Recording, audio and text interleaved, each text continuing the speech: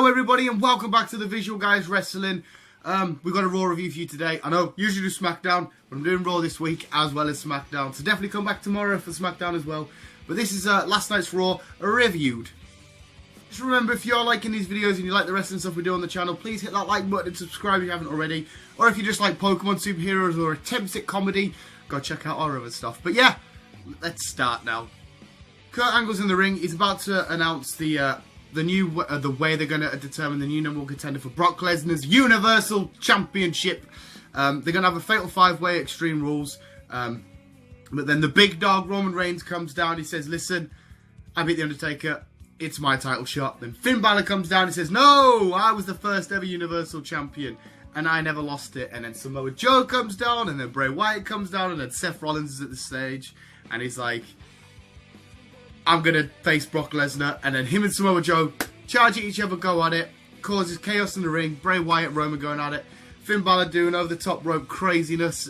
Just carnage spills out everywhere. But then 5 guys, Samoa Joe, Bray Wyatt, Roman Reigns, Seth Rollins, and Finn Balor. I don't know if you're looking like that. They're going to be facing each other in the fatal 5-way Extreme Rules. But there's also going to, this scuffle leads on to 2 matches later on in the night. Talk about Roman Reigns, Finn Balor first. Yeah, it was a really awesome match. I know a lot of people hate Roman Reigns and stuff like that, but I genuinely do get amped for his matches. Yeah, it was him and Finn Balor this time. Cool match. You know, Superman spots. Finn Balor going for coup de grace. Finn Balor jumping from outside, hitting Roman Reigns. Roman Reigns getting quite a nasty shoulder bump into the post. So yeah, it was a cool match. But Roman Reigns eventually picked up the win. Which, I don't know, I'd rather have seen some sort of, like, interference or disqualification, whatever. But it didn't happen. Finn Balor lost clean. But yeah, it was still a good match. Seth Rollins versus Bray Wyatt. Again, another great match. Nothing really crazy happened. But Samoa Joe, towards the end, ran out. Hit Seth Rollins, of course. Went for the disqualification. Start going at it in the ring. But then Bray Wyatt comes back in. And it looks like Samoa Joe and Bray Wyatt have teamed up. So they beat down Seth, but then all of a sudden, Bray Wyatt turned around, Sister Abigail's Samoa Joe, and then Sister Abigail Seth Rollins. So at least they're making Bray Wyatt look nice and strong. Dean Ambrose versus The Miz for the Intercontinental title. Really cool match. When Dean Ambrose, sometimes he does look lazy. I know some people have said that as well. And The Miz always, I think he's always entertaining in the ring. I think this was a great match. There was obviously spots when Maurice got in the way. Dean Ambrose was about to jump off the top rope. It doesn't anyway, Maurice just gets out of the way. But then he's arguing with Maurice. Miz tries to go for a low rope, but Dean stops him, turns around and kicks him in the manly parts. Gives himself disqualification. Miz wins by disqualification, so obviously no title change. Then he goes backstage, complains to Kurt, and then Kurt's like, right, set up a match at Extreme Rules where even on a DQ the title can change hands. So yeah, that should be pretty good to watch. But then Samson comes out, plays his guitar, and it just sort of ends. But yeah, that was that segment. These next few segments I'll do in like a big one because I don't think they're very big. But we had Big Cass destroying Titus O'Neil in not that long. But on the way to the ring, he's with Apollo Crews, Titus O'Neil, and he thinks Apollo Crews versus Enzo Amore is happening. Titus O'Neil's trying to tell him it's not, it's him versus Big Cass, but he's not having it. But he gets in the ring, big boot, loses, cool. And Goldust turned on R-Truth. I don't really care. Hopefully they're not going to try and make this into something. It was crap anyway. I didn't really care.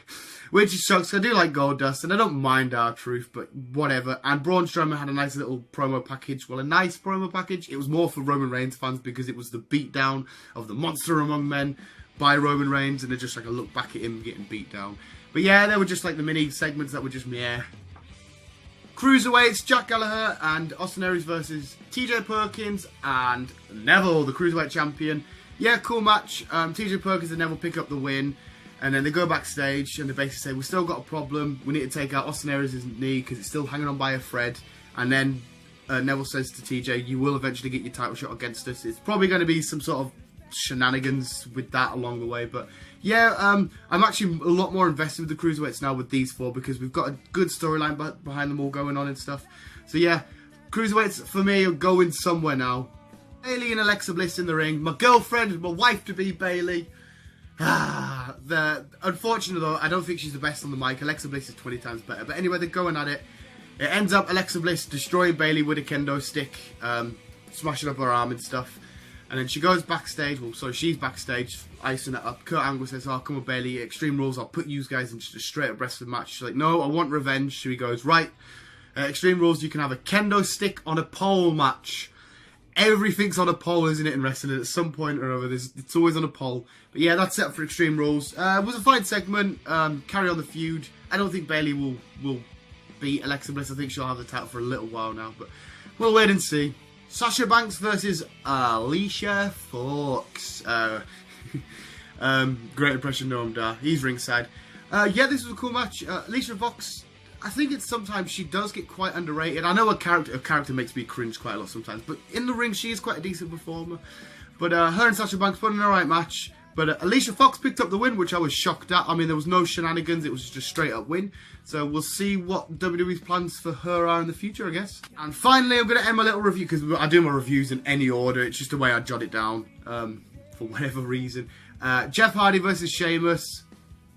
Yeah, it was what it was. Obviously, the crowd's still right behind the Hardys coming back. Still, they were shouting, Brother Nero, throughout loads of the match.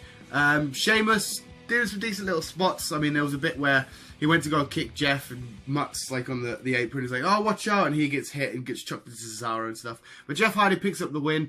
So good to see them carrying on. I really want them to split up, though. I like that they've had their tag run. But I want WWE to settle this whole broken mat copyright legally gimmicks so they can get that done. And maybe Jeff got a SmackDown, or either way, whichever. And sort of do it like that. So I don't know how long the nostalgia run will go for. But anyway, Jeff Hardy won this match. It's always great to see the Hardys anyway, so it was a fun segment. But that was Raw. Yeah, that was Raw this week.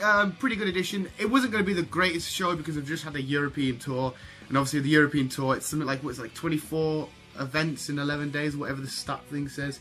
They do a crazy amount, so they'll probably be tired and stuff. That they just needed a bit more storytelling and show the direction of where people are going to be going, which they did. So yeah, it was a fine Raw.